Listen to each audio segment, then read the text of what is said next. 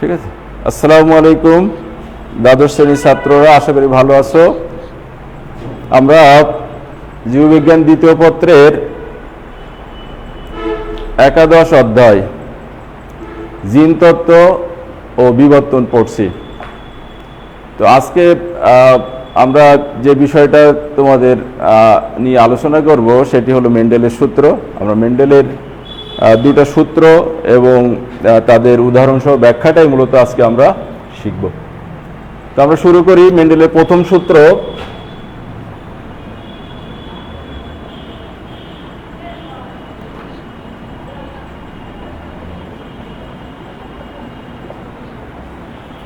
তোমরা বইয়ের সাথে একটু দেখো যে মেন্ডেলের প্রথম সূত্রে কি বলা আছে। মেন্ডেলের প্রথম সূত্র হলো এক সংখ্যার জীবের ক্ষেত্রে, আবার বলছি এক সংখ্যার জীবের ক্ষেত্রে বিপরীত ধরনের বৈশিষ্ট্যগুলোর মধ্যে প্রথম সংখ্যার পুরুষে শুধু প্রকট বৈশিষ্ট্যগুলো প্রকাশিত হবে। পরবর্তীতে গ্যামেট সৃষ্টির সময়, অর্থাৎ পরবর্তী প্রজন্ম সৃষ্টির সময় যে গ্যামেট সৃষ্টি হবে সেই গ্যামেটে বৈশিষ্ট্যের ফ্যাক্টরগুলো একটা আরেকটা থেকে আলাদা হয়ে প্রবেশ করবে। আবার বলছি এক সংখ্যার জীবের ক্ষেত্রে। তোমরা কিন্তু এই সূত্রগুলো, মেন্ডেলের দুইটা সূত্র আমরা শিখবো, সূত্রগুলো মুখস্থ করার চেষ্টা করবে না। তোমরা যেমন জ্যামিতির স্বতঃসিদ্ধ বা গণিতের সূত্র মুখস্থ করো, এরকম এই সূত্র মুখস্থ করার দরকার নেই। তোমরা বুঝে যদি ঠিকভাবে লিখতে পারো তোমাদের ভাষায় সেটি হবে। অর্থাৎ মুখস্থ করার প্রয়োজন নেই। মুখস্থ করলে কিন্তু ভুলে যাওয়াটাই স্বাভাবিক। আমরা এই সূত্রের ব্যাখ্যা এবং সূত্র কোনোটাই মুখস্থ করার চেষ্টা করবো না। আমরা জানি যে মেন্ডেলের প্রথম সূত্রটা মনোহাইব্রিড ক্রস থিওরি, অর্থাৎ সেখানে পরস্পর বিপরীত ধর্মের দুটো বৈশিষ্ট্য, একটা প্যারেন্টের একটা বৈশিষ্ট্য, আর ঠিক ভিন্ন ধরনের আরেকটা বৈশিষ্ট্য আরেকটা প্যারেন্টের, এই দুইটা বৈশিষ্ট্যের যে ক্রস হবে সেটাকে আমরা বলছি এক সংখ্যার জীব। ঠিক আছে, এই এক সংখ্যার জীব অর্থাৎ দুটো বিপরীত ধর্মী বৈশিষ্ট্যের সংক্রমণের ফলে যে সংখ্যার জীব হলো সেটাকে বলছি এক সংখ্যার জীব। এক সংখ্যার জীবের ক্ষেত্রে কি বলছি যে এই দুইটা বৈশিষ্ট্য যেটা আসলো ওই সংখ্যার জীবে তার শুধু প্রকট বৈশিষ্ট্যগুলো প্রকাশিত হবে এবং পরবর্তী প্রজন্ম অর্থাৎ F2 জেনারেশন যেটা আমরা দেখব, সেই জেনারেশন সৃষ্টির সময় কি হবে যে ওই দুটা বৈশিষ্ট্য যেটা প্রথম সংখ্যার জীবে কি ছিল, যে শুধু প্রকট বৈশিষ্ট্য ফেনোটাইপে প্রকাশিত হয়েছিল, সেইটা আলাদা হয়ে যাবে এবং তারা ওখানে যে মিশে যায়নি, পরস্পর একটা আরেকটার সাথে একীভূত হয়ে যায়নি, ধ্বংস হয়ে যায়নি। এইটা আমরা দেখব যে পরবর্তীতে যখন তারা গ্যামেট সৃষ্টি করবে তখন ওই লুকিয়ে থাকা যে বৈশিষ্ট্য সেটাও আলাদা হয়ে ভিন্ন কোনো গ্যামেটে প্রবেশ করবে। এই যে গ্যামেটগুলো একটা থেকে গ্যামেটের জিনগুলো একটা থেকে আরেকটা আলাদা হয়ে যাবে এবং আলাদা হয়ে ভিন্ন ভিন্ন গ্যামেটে প্রবেশ করবে জিনগুলো।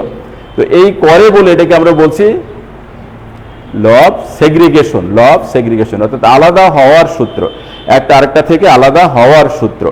সূত্রের আবার বলি যে মেন্ডেল প্রথম সূত্র সংকর জীবের ক্ষেত্রে বিপরীত ধরনের বৈশিষ্ট্যগুলো পাশাপাশি অবস্থান করে, তারা বিলুপ্ত হয় না, ধ্বংস হয় না, একীভূত হয় না। পরবর্তীতে গ্যামেট সৃষ্টির সময় তারা ভিন্ন ভিন্ন জননকোষে প্রবেশ করে। আমরা উদাহরণ সহ এই সূত্র প্রমাণ করার চেষ্টা করব এখন।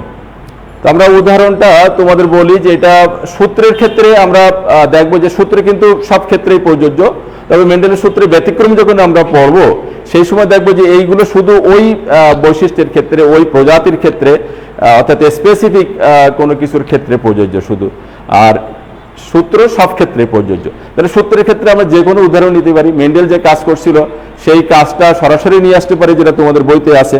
ঠিক আছে, আবার আমরা কি করতে পারি যে নিজেদের মতো করে সেটা যে কোনো প্রজাতির দুটো বৈশিষ্ট্য আমরা নিয়ে নিতে পারি। তো সেই নেওয়ার ক্ষেত্রে আমাদের একটা জিনিস খুব মনে রাখতে হবে যে একটা ঘোষণা পর্ব এখানে আছে। ম্যাথ করার ক্ষেত্রে তোমরা দেখো যে আমরা ধরে নিলাম x সমান অমুক, y সমান অমুক। তো সেই রকম আমরা এখানেও একটা ঘোষণা দেব, ধরে নেব যে মেন্ডেলের কোন বৈশিষ্ট্য, ওই প্রজাতির কোন বৈশিষ্ট্য আমি নিলাম, সেই বৈশিষ্ট্যটাকে আমি কিভাবে সিম্বলাইজ করব। ঠিক আছে, এই ঘোষণাটা কিন্তু কোনটা প্রকট প্রচ্ছন্ন এটা খুবই ইম্পর্টেন্ট। অর্থাৎ প্রকট প্রচ্ছন্ন বলে দেবো, বৈশিষ্ট্যগুলো সিম্বলাইজ করব, তারপর সেটা জেনেটিক ব্যাখ্যায় আমরা যাব। তো মেন্ডেলের প্রথম সূত্র প্রমাণের জন্য আমরা কি বলছি যে দুইটা ভিন্ন ধর্মের বৈশিষ্ট্য নিলাম। আমরা একটা প্রাণী নিলাম, সাপোজ সেটা হতে পারে একটা ইঁদুর অথবা একটা ছাগল অথবা বিড়াল, ঠিক আছে, এই ধরনের প্রাণী। তাদের বর্ণের বৈশিষ্ট্য নিলাম, অর্থাৎ কালো একটা বৈশিষ্ট্য, ঠিক আরেকটা বিপরীত ধর্মের বৈশিষ্ট্য নিলাম আমি সাদা। তো আমরা কালো বৈশিষ্ট্যকে সিম্বলাইজ করি, কালো যেহেতু ব্ল্যাক আমরা ইংরেজিতে আমরা বি দিতে পারি এটাকে সিম্বলাইজ করার জন্য, অর্থাৎ কালো বৈশিষ্ট্য সমান হলো বি, এই বি দিয়ে আমরা সেটা ব্যাখ্যা দেব। সাদা বৈশিষ্ট্যের ক্ষেত্রে ডব্লু হোয়াইট আমরা ডব্লু নিলাম। তো এই দুটো বৈশিষ্ট্য নিয়ে আমরা মেন্ডেলের প্রথম সূত্রে জেনেটিক ব্যাখ্যা দেব এবং প্রমাণ করব। তো এই সূত্র দুটোর ক্ষেত্রে এই যে বৈশিষ্ট্য দুটোর ক্ষেত্রে আমাদের বলতে হবে যে কোন বৈশিষ্ট্যটা কোনটার উপরে প্রকট, তাই না? তাহলে আমরা বলে দিলাম যে কালো বৈশিষ্ট্যটা প্রকট, ঠিক আছে, আর সাদা বৈশিষ্ট্যটা প্রসন্ন। তাহলে আমরা প্যারেন্ট নেব কিভাবে, অর্থাৎ পিতামাতার জেনারেশনটা কি হবে? দেখো, যদি বিশুদ্ধ আমরা প্যারেন্ট না নিই তাহলে কিন্তু সংকর জীব সৃষ্টি করতে পারবো না। তাহলে বিশুদ্ধ প্যারেন্ট অর্থাৎ কালো যে একটা আমরা নিলাম সেটাকে আমরা ধরলাম যে এটাই পিতা, পরিপূর্ণ কালো, তার অর্থ হলো তার জেনোটাইপটা এরকম হবে। আরেকটা সদস্য নিলাম যেটা বলছি আমরা সাদা বৈশিষ্ট্যের, একেবারেই বিশুদ্ধ সাদা বৈশিষ্ট্যের, তার থেকে আমরা স্ত্রী প্যারেন্টের নিলাম, অর্থাৎ সেটা হলো এই ক্ষেত্রে মাতা।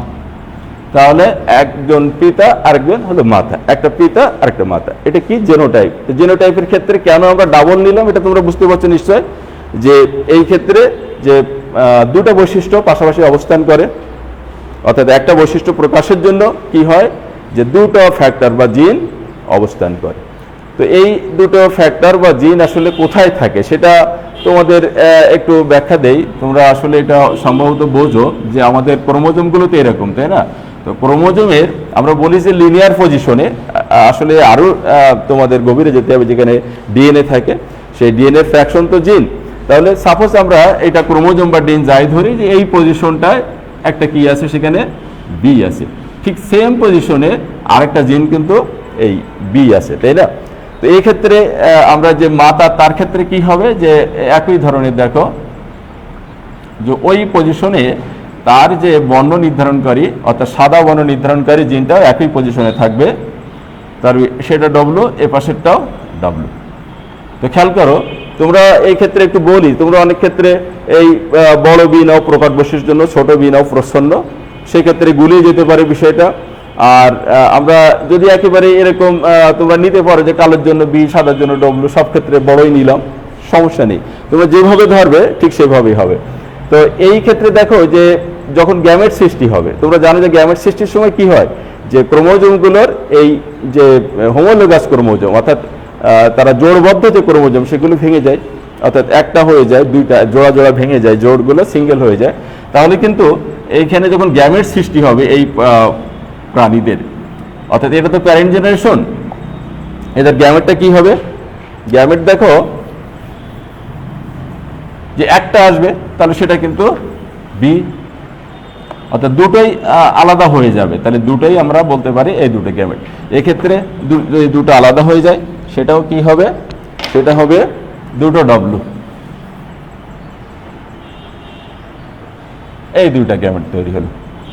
তো এই গ্যামেটগুলো যদি স্বাধীনভাবে আমরা মিলনটা দেখাই তাহলে একটা চেকার বোর্ড নিয়ে আসতে পারি। F2 জেনারেশন তৈরির ক্ষেত্রে আমরা কি বলছি এখানে যে F2 জেনারেশন তৈরি হবে, অর্থাৎ এটা গ্যামেট সৃষ্টি হলো। আমরা প্রথমটা আগে দেখাই যে F1টা কি হলো। F1টা হলো যে এদের সবার ক্ষেত্রে একটা বি যেতে একই ধরনের একটা ডব্লু আসবে, এই যে যেভাবে হোক এর একটা অর্থাৎ একটা শুক্রাণু একটা ডিম্বাণু যদি মিলিত হয় তাহলে এর আর ভেরিয়েশন হবে না বি আর ডব্লু। তাহলে মেন্ডেল বলছে যে এই ক্ষেত্রে দুটো বিপরীত বৈশিষ্ট্য সম্পন্ন জিন কিন্তু জেনোটাইপই আসলো, বাট ফেনোটাইপ কি হবে? ফেনোটাইপগুলো সব প্রকট বৈশিষ্ট্য, আমরা বলেছিলাম যে প্রকট বৈশিষ্ট্য বি, তাহলে সবগুলো কি হবে? সবগুলো কিন্তু কালো।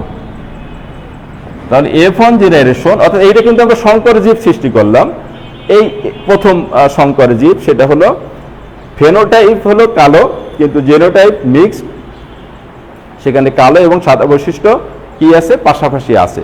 মেন্ডেল বলছে যে পাশাপাশি তারা থাকে, তারা বিলুপ্ত হয় না, ধ্বংস হয় না, মিশে যায় না। পরবর্তীতে গ্যামেট সৃষ্টির সময় তারা ভিন্ন ভিন্ন জননকোষে প্রবেশ করে। তো সেটা আমরা দেখি যে পরবর্তী প্রজন্ম আমরা এদের দিয়ে সৃষ্টি করি, F1 জেনারেশন দিয়ে। তো এখানে দেখো যে এই F1টাই কি প্যারেন্ট, তাই না? আমরা F1টাই প্যারেন্ট জেনারেশন নিলাম, তাহলে তার বাবার জেনোটাইপটা কি হবে? BW। ঠিক মাতার জেনোটাইপও কিন্তু একই হবে, তাই না? BW। তো এই ক্ষেত্রে দেখো যে এদের গ্যামেটটা কেমন হবে। গ্যামেটের জন্য আবার আমরা একটু ছবিতে যাই। সাপোজ এরকম দুটো ক্রোমোজোম, এখানে কি আছে? এই পজিশনে B আছে, এই পজিশনে W আছে। এই ক্ষেত্রে কি আছে? একই। দেখো এই পজিশনে যদি B থাকে তাহলে এটাকে আমরা কি বলি যে অ্যালিল, সেটা হবে W। তো দুটা যখন আলাদা হয়ে যাবে জননকোষ সৃষ্টির সময়, তাহলে এটা কি হবে? একটা B হবে, একটা W হবে, তাই না? এখানে আসলে এরকম দুটা হয় না, তোমরা জানো এটা মিউসিসের কারণে এরকম হয়, চারটা হয়, কিন্তু দুটা একই ধরনের আর দুটা একই ধরনের হবে। তো সেক্ষেত্রে আমরা দুইটা ভিন্ন দেখাই, আলাদা হওয়াটা দেখাই, জোর ভেঙে যায়। তাহলে একটা গ্যামেট হবে B আর একটা গ্যামেট W। এক্ষেত্রে একটা গ্যামেট হবে B আর একটা হবে W। আমরা সেটা দেখি। তাহলে একটা গ্যামেট হবে B আর একটা গ্যামেট হবে W। কার? অর্থাৎ 50% শুক্রাণু, যেহেতু বাবার গ্যামেট, তাহলে শুক্রাণু সেটা 50% কি হবে? কালো বৈশিষ্ট্যধারী জিন, আর 50% ক্ষেত্রে সাদা বৈশিষ্ট্যধারী জিন। মাতার ক্ষেত্রে কিন্তু সেম, যে 50% ডিম্বাণু হবে কালো বৈশিষ্ট্যধারী আর 50% ডিম্বাণু হবে সাদা বৈশিষ্ট্যধারী। অর্থাৎ ভিন্ন ধরনের গ্যামেট কিন্তু সৃষ্টি হলো এবং তারা আলাদা আলাদা জননকোষে প্রবেশ করলো। এদের ক্ষেত্রে এদের পরবর্তী প্রজন্মটা কেমন হবে সেটা আমরা একটা চেকার বোর্ডে নিয়ে যাই। এটাকে চেকার বোর্ড বা প্যানেটের বোর্ড বলো তোমরা, সেটা আমরা দেখি যে এই ক্ষেত্রে আমরা এক পাশে কি করি যে এটা হলো পিতার, অর্থাৎ যে বাবার যে গ্যামেটগুলো, একটা হলো B আর একটা হলো W। এই দিকটায় আমরা কি নিয়ে আসবো? মাতার যে গ্যামেট অর্থাৎ ডিম্বাণুগুলো, সেটাও B আর W। এই ক্ষেত্রে খেয়াল করো, এটা আসলে এই চেকার বোর্ড বা প্যানেটের বোর্ডটা আমরা এখানে F2 জেনারেশন তৈরির জন্য নিয়ে আসি কেন, সেটা একটা প্রশ্ন। যেটা নিয়ে আসি আসলে প্রত্যেকটার সাথে প্রত্যেকটার, এটা আমরা প্রত্যেক ক্ষেত্রেই নিয়ে আসবো। যখন আমরা দ্বিতীয় সূত্রে যাব বা আমরা যে ব্যতিক্রমগুলো শিখবো, সব ক্ষেত্রে কিন্তু এইভাবে ব্যাখ্যাটা দিতে হবে। তা আসলে বোর্ডের প্রয়োজনটা হলো, চেকার বোর্ডের বা প্যানেটের বোর্ডের প্রয়োজনটা কি? প্রয়োজনটা হলো র্যান্ডম, প্রত্যেকটা গ্যামেটের সাথে, প্রত্যেকটা মেল গ্যামেটের সাথে প্রত্যেকটা ফিমেল গ্যামেটের কম্বিনেশন দেখানোর জন্য। তাহলে এটার ক্ষেত্রে দেখো যেখানে তোমার মেল গ্যামেটটা আসছে B আর ফিমেল গ্যামেটটাও আসছে B, তার জেনোটাইপটা দুটোই BB। তাহলে এই প্রাণীটা কি হবে? যে দুটোই কিন্তু কালো, তাহলে বিশুদ্ধ কালো হয়ে যাবে সে। খেয়াল করো, কিন্তু এই ক্ষেত্রে দেখো যে তাদের পিতার যে গ্যামেট সেটা হলো W আর মাতার গ্যামেটটা হলো B। তাহলে এটা কিন্তু ভিন্ন ধরনের হলো। এটা কি হবে? এই ক্ষেত্রে দেখো যে এটা হবে কালো, কারণ W বা সাদার পরে কালোটা হলো প্রকট, তাহলে এটা সংকর কালো বা মিশ্র কালো।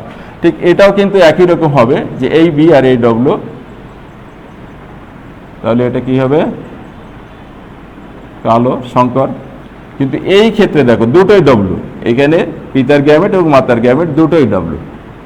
তাহলে এই দুটো W কি বোঝায়? যে W মানে আমরা দেখছিলাম সাদা, তাহলে এটা কি হবে? এটা হলো বিশুদ্ধ সাদা বর্ণের। এই যে বিশুদ্ধ সাদা, আমরা মেন্ডেলের সূত্র প্রমাণ করতে আসছি। দেখো তার সাদা আমাদের কিন্তু ছিল না। প্রথম যে F1 জেনারেশনে কি ছিল? সব ছিল কালো। তো কালোর ভিতরে যে সাদা জিনটা ছিল, মেন্ডেল সেটা বলছিল যে ওটা মিশে যায় না, বিলুপ্ত হয় না, ধ্বংস হয় না, পাশাপাশি অবস্থান করে। এই যে পাশাপাশি অবস্থান যদি না করতো, সেটা যদি ধ্বংস হতো, তাহলে কিন্তু সাদা বৈশিষ্ট্য আমরা পেতাম না। তো সাদা বৈশিষ্ট্য যেহেতু আমরা সেকেন্ড জেনারেশনে ফিরে আসছে, তার অর্থ হলো ওই F1 জেনারেশন অর্থাৎ এক সংখ্যক জীবের ক্ষেত্রে ওই বিপরীতধর্মী সাদা বৈশিষ্ট্য যেটা প্রকাশিত হয়নি, কিন্তু সেটা বিলুপ্ত হয়নি, ধ্বংস হয়নি, হারিয়ে যায়নি।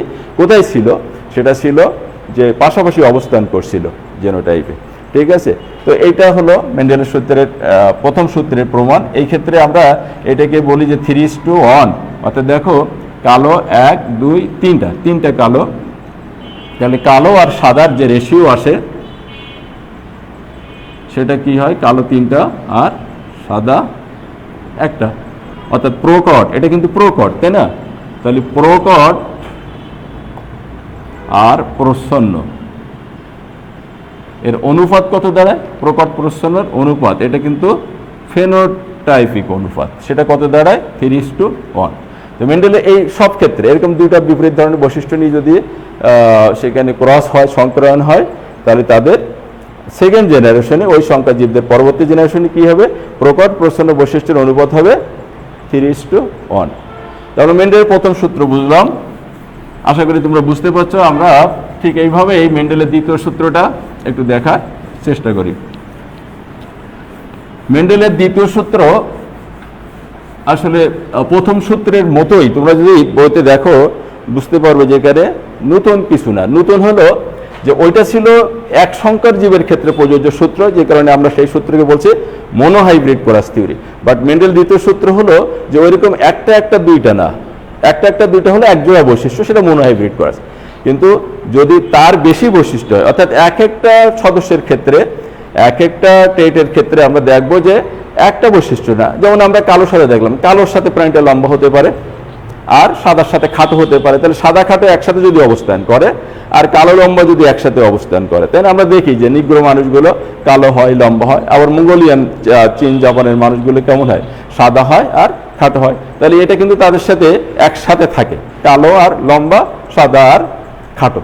তো এরকম আরো বৈশিষ্ট্য হতে পারে। তো এই বৈশিষ্ট্য যদি সংকরায়ন করা হয়, তাহলে যে জীব উৎপন্ন হবে সেটা হলো দ্বিসংকর জীব।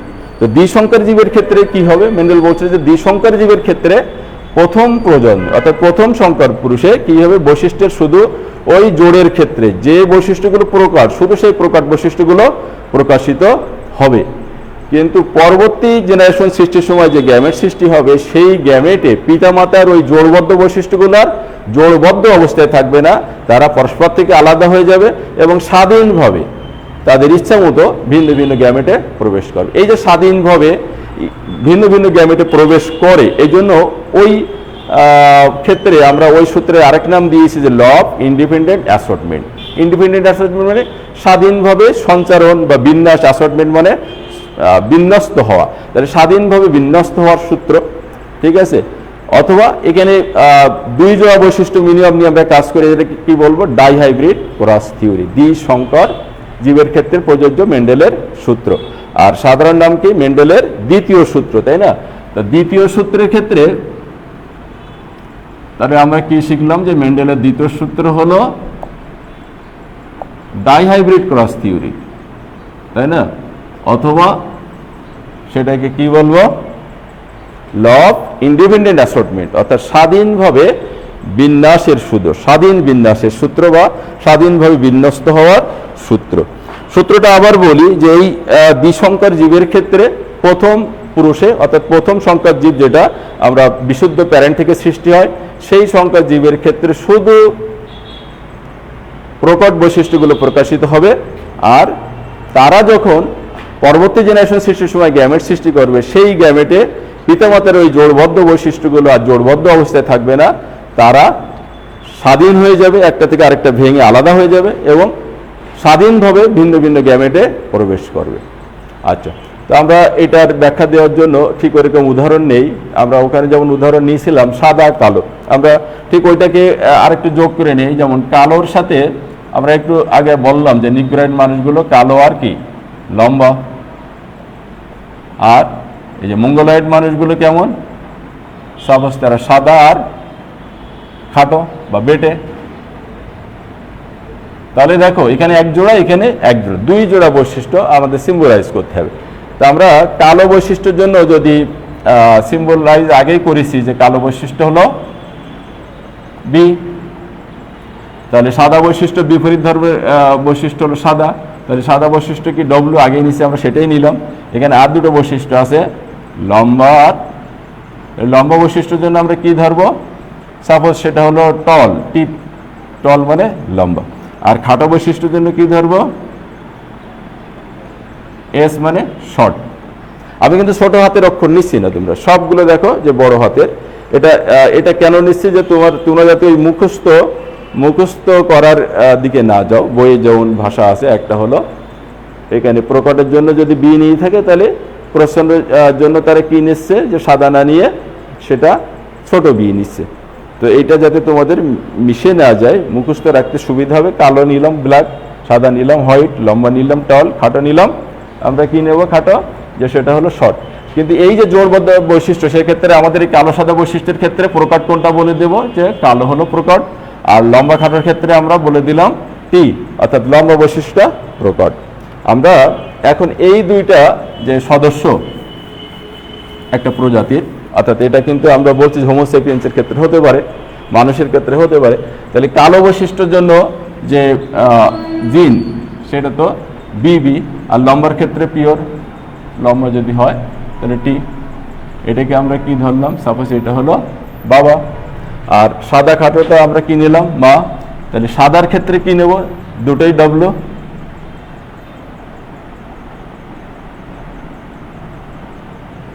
আর খাটোর জন্য এস, এটাকে মাতা বা স্ত্রী প্রাণীদের জেনোটাইপ। তো এই দুইটা প্যারেন্ট কিন্তু দুটোই বিশুদ্ধ, লম্বা কালো সাদা খাটো।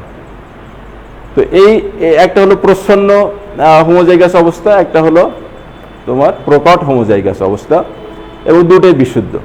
তো এই বিশুদ্ধ প্রাণীর ক্ষেত্রে যদি আমরা ক্রস করি তাহলে কিন্তু আমরা যে সংকর জীব সেটা পাবো।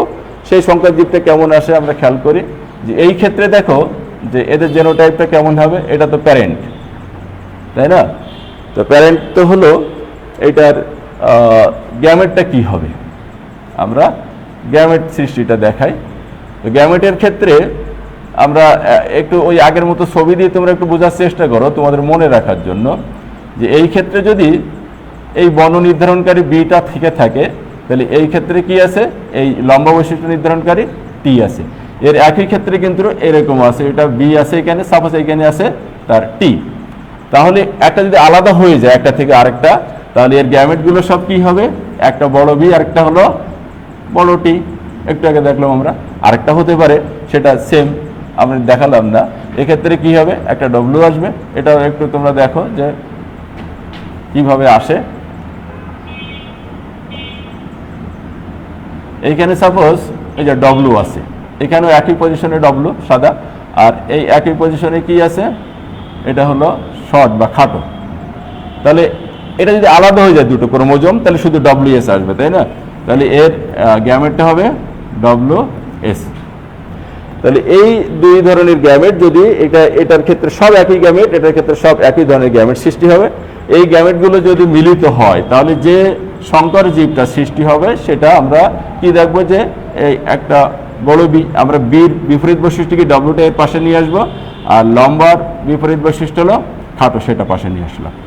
তাহলে সবগুলোর জেনোটাইপ প্রথম পুরুষ অর্থাৎ প্রথম সংকর জীব তাদের ক্ষেত্রে কি হবে, জেনোটাইপগুলো সব ক্ষেত্রে BWS হবে। তো এই ক্ষেত্রে তার ফেনোটাইপ কি হবে, খুব সোজা, যে ডব্লিউর পরে বি প্রকট আর এস এর টি এস এর পরে প্রকট। তাহলে বির বৈশিষ্ট্য কি কালো আর টি হলো লম্বা, তাহলে এর সবগুলো হবে কালো আর লম্বা। তোমরা বুঝতে পারছো যে এরা সবই কালো লম্বা। কিন্তু এইটা মেন্ডেল বলছে যে এই প্রথম যে সংকর জীব, এটা সংকর জীব, এদের ক্ষেত্রে শুধু প্রকাট বৈশিষ্ট্যগুলো প্রকাশিত হলো। তার মানে এখানে কালো লম্বা কিন্তু আমাদের একটা প্যারেন্টের বৈশিষ্ট্যের মতো হারিয়ে গেছে, যেটা সেটা আরেকটা প্যারেন্টের বৈশিষ্ট্য, হারিয়ে যায়নি, এটা এর পাশাপাশি আছে। মেন্ডেল বলছে এরা যখন গ্যামেট সৃষ্টি করবে তখন ওই জোড়বদ্ধ বৈশিষ্ট্যগুলো আমরা ফেনোটাইপে দেখব না, তারা জোড় ভেঙে যাবে এবং স্বাধীনভাবে বিভিন্ন গ্যামেটে প্রবেশ করবে। তাহলে আমরা এখন এই F1কে প্যারেন্ট সৃষ্টি করি। খেয়াল করো যে F1 হলো জেনোটাইপ হলো BWTS, এটা একটা নিলাম, ঠিক আরেকটা সদস্য যেটা স্ত্রী সদস্য নেব সেটাও নিলাম, একই জেনোটাইপ যেহেতু এরকম হবে, তোমরা বুঝতে পারছো। তো এই ক্ষেত্রে দেখো এদের গ্যামেটটা কি হবে, এটা কি, এটা প্যারেন্ট তাই না, আবার কিন্তু এটা বেসিক্যালি F1 জেনারেশন এখানে। তো এদের গ্যামেটটা কেমন হবে, গ্যামেটটা কেমন হবে সেটা খেয়াল করো, যে এদের গ্যামেট যখন সৃষ্টি হবে আমরা ওই ছবি দিয়ে একটু বোঝার চেষ্টা করি। দুটো ক্রোমোজোম নিলাম, এক্ষেত্রে দুটো ক্রোমোজোম নিলাম, তাহলে এর এইখানে যদি থাকে বি তাহলে এখানে কি আছে বলো তো, ডব্লিউ আছে। এখানে যদি টি থাকে তাহলে এখানে আছে এস। এর ক্ষেত্রে কিন্তু সেম আছে, এখানে যদি বি থাকে তাহলে তার আরেকটা অ্যালিল হলো ডব্লিউ, আর এই সেম লোক আছে এখানে যদি থাকে তোমার টি, তাহলে তার আরেকটা এলিল হলো এস। তো এদের যখন গ্যামেট সৃষ্টি করবে তখন কিন্তু খেয়াল করো যে এরকম আলাদা হয়ে যাবে না। মেন্ডেল বলছে যে তাহলে বিটি হবে আর ডব্লিউএস হবে, এটা একটা সম্ভাবনা। কিন্তু মেন্ডেল বলছে যে এটা এরকম হবে না। এইটার ক্ষেত্রে দেখো যে এই বির সাথে এই টি আসতে পারে, আবার এই এস আসতে পারে। এসটা তো সাধারণত আসবেই। আমরা খেয়াল করো যে বি ডব্লিউটা এরকম হবে, বি সাথে কি আসবে, বড় টি আসবে, আর এই বির সাথে কি আসতে পারে, এই এস আসতে পারে। ঠিক আছে, ঠিক একইভাবে এই ডব্লিউর সাথে কি আসবে, এখানে টি আসতে পারে, আবার এই ডব্লিউর সাথে এস আসতে পারে।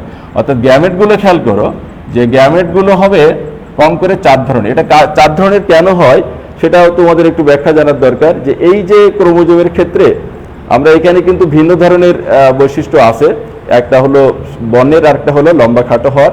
তো লম্বা খাটো হওয়ার জন্য এখানে যে লম্বা এবং খাটো যেটা আছে, একটা ক্রোমোজোমে লম্বা, সাপোজ একটা ক্রোমোজোমে খাটো।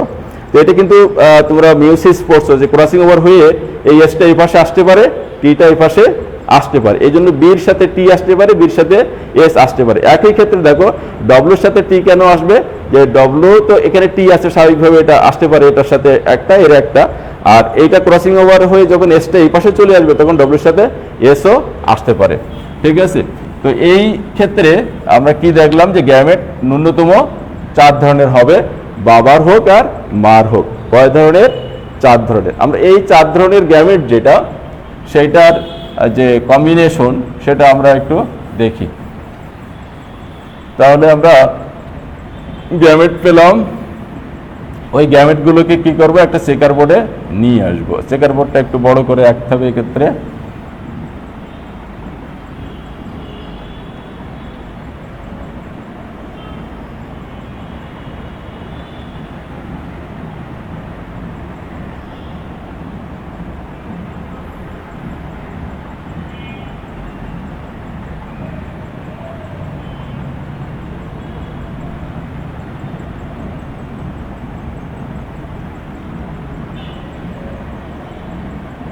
এক্ষেত্রে আমরা এই দিকটায় বাবার গ্যামেটগুলো, এই দিকটা মার গ্যামেটগুলো। তো গ্যামেটে এটা তোমাদের মনে আছে নিশ্চয় যে একটা হলো সবগুলো একই বিটি, আরেকটা হলো বিএস আর ডব্লু টি ডব্লু এস। এক্ষেত্রে তাই হবে।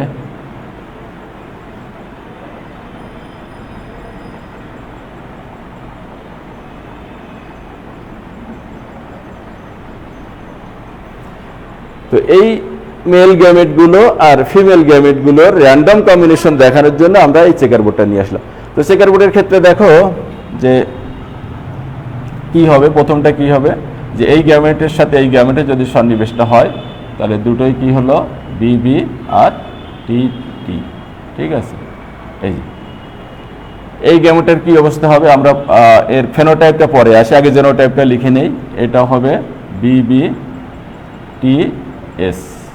তোমরা বুঝতে পারছো, এটা কি হবে, বি ডব্লিউ টি টি।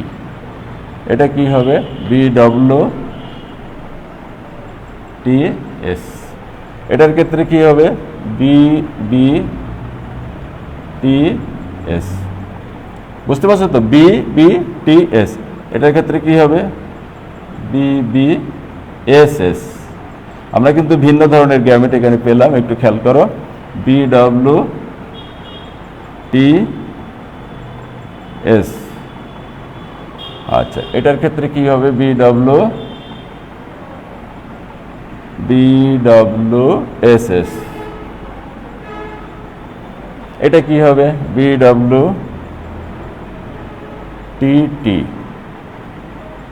আচ্ছা, এটা কি হবে, বি ডব্লিউ টি এস। এটা কি হবে, ডব্লিউ ডব্লিউ, এই যে ডব্লিউ, এই যে ডব্লিউ, এটা আর হলো টি টি টি টি।